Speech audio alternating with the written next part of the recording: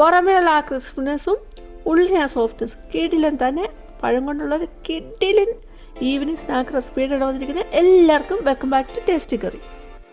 ഈ ചാനൽ ആദ്യമായിട്ട് കാണുന്നവരാണെങ്കിൽ വീഡിയോ കണ്ടിട്ടൊന്ന് സബ്സ്ക്രൈബ് ചെയ്യുമ്പോൾ ഓൾ എന്ന ബെല്ലൈക്കൺ എന്നോട് ചെയ്ത് വെക്കാനും മറക്കരുത്.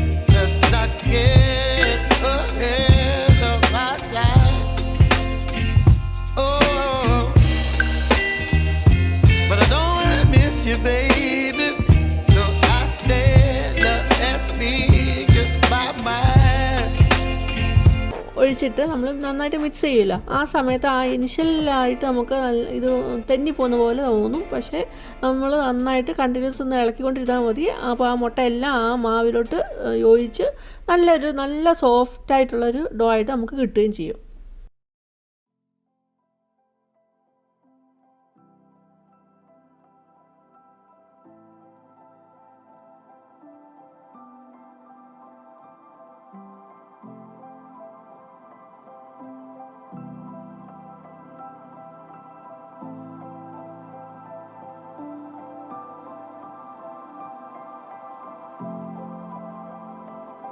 ഇനി ആ മാവ് ഒരു പൈപ്പിംഗ് ബാഗിലോട്ട് നിറയ്ക്കുന്നുണ്ട്. ആ പൈപ്പിംഗ് ബാഗിലോട്ട് നിറച്ചിട്ട് നമ്മൾ ഇതുപോലൊരു ക്ലിപ്പ് ഇട്ട് വെച്ചാൽ നമ്മൾ പ്രസ് ചെയ്യുമ്പോൾ അത് വെളിയോട്ട് പോകുന്നത് ഒഴിവാക്കാനായിട്ട് ഹെൽപ്ഫുള്ളാണ്.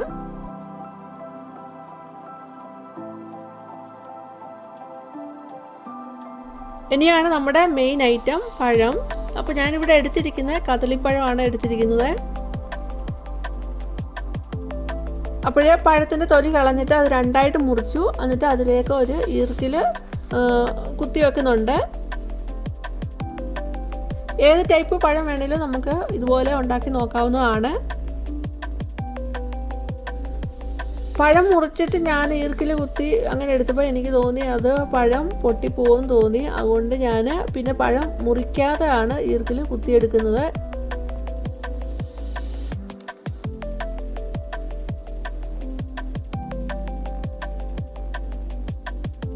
അപ്പോഴേ ഈ സമയത്താണ് നമ്മൾ ഈർക്കിൽ കുത്തി വെച്ചിരിക്കുന്ന പഴത്തിലേക്ക് നമ്മൾ പൈപ്പ് ബാഗ് നിറച്ചിരിക്കുന്ന ആ മാവ് അപ്ലൈ ചെയ്ത് കൊടുക്കുന്നത്.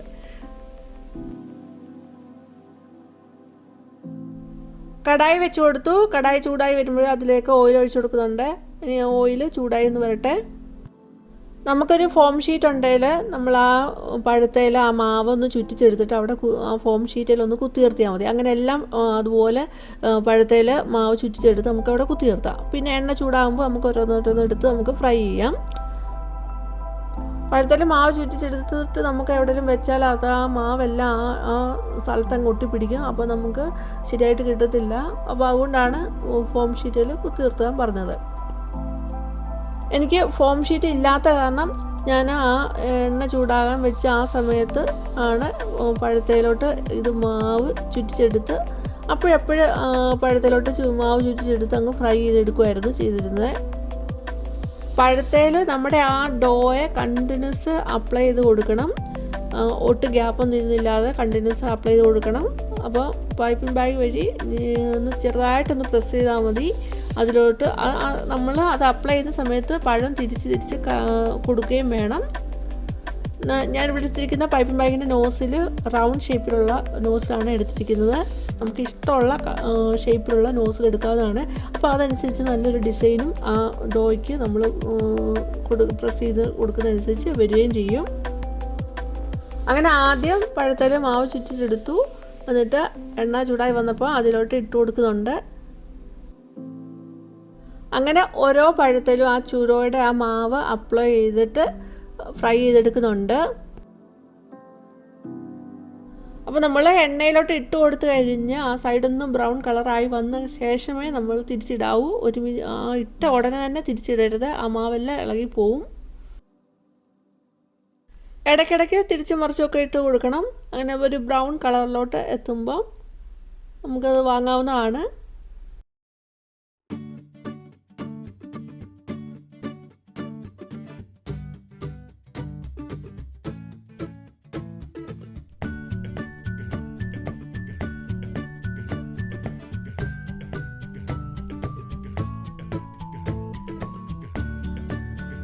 ഇടയ്ക്ക് ഞാൻ പൈപ്പിംഗ് ബാഗിൻ്റെ നോസിലൊന്ന് മാറ്റി ഒരു സ്റ്റാർ പോലുള്ള നോസിലെടുത്ത് എന്നിട്ട് ആണ് പഴത്തിലോട്ട് അപ്ലൈ ചെയ്ത് കൊടുക്കുന്നത്.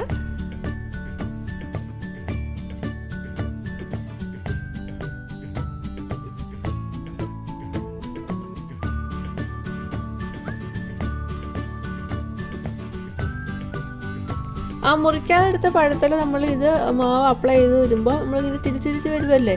അപ്പോൾ ലാസ്റ്റ് ആകുമ്പോഴത്തേന് ഇത് ഉള്ളിൽ അങ്ങ് ലൂസാവും. അപ്പോൾ പിന്നെ നമുക്ക് ഇത് അപ്ലൈ ചെയ്യാനായിട്ട് കുറച്ച് പാടായിരുന്നു.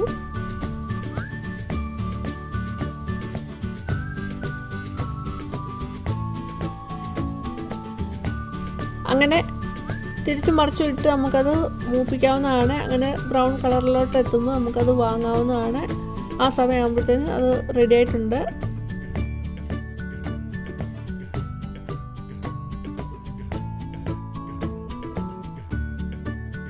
കുട്ടികൾക്കൊക്കെ ഒരുപാട് ഇഷ്ടപ്പെടുന്ന ഒരു ഈവനിങ് സ്നാക്ക് റെസിപ്പിയാണിത്.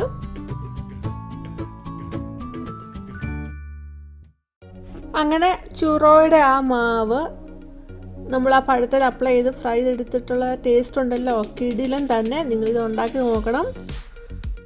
അങ്ങനെ അടിപൊളി ബനാന ചുരോസ് ഇവിടെ റെഡി ആയിട്ടുണ്ട്. നമ്മുടെ പഴംപൊരി ടോറ്റ് ചേട്ടനോ അനിയനോ ഒക്കെ എന്ന് പറയാം. അടിപൊളിയാണ്. അപ്പോൾ എല്ലാവരും ട്രൈ ചെയ്തിട്ട് നിങ്ങളുടെ അഭിപ്രായങ്ങൾ പറയണം. നമുക്കിത് ചോക്ലേറ്റിൽ മുക്കി അല്ലെങ്കിൽ ചോക്ലേറ്റിന് ഒരു കോട്ട് കൊടുത്തിട്ട് നമുക്ക് അങ്ങനെ കഴിക്കാം. അല്ലെങ്കിൽ പഞ്ചസാര പൊടിച്ചിട്ട് സിനമനൂടെ പൊടിച്ചിട്ട് അങ്ങനെ വേണേൽ കഴിക്കാം. ഇപ്പോൾ ഞാനിവിടെ പൊടിക്കാത്ത പഞ്ചസാരയാണ് ജസ്റ്റ് ഒന്ന് ഇട്ട് കൊടുക്കുന്നത്. ഈ വീഡിയോ ഇഷ്ടമായെങ്കിൽ ലൈക്ക് ചെയ്യാനും ഷെയർ ചെയ്യാനും സബ്സ്ക്രൈബ് ചെയ്യാനും ഓൾ എന്ന ബെല്ലൈക്കൺ എനേബിൾ ചെയ്ത് വെക്കാനും മറക്കരുത്.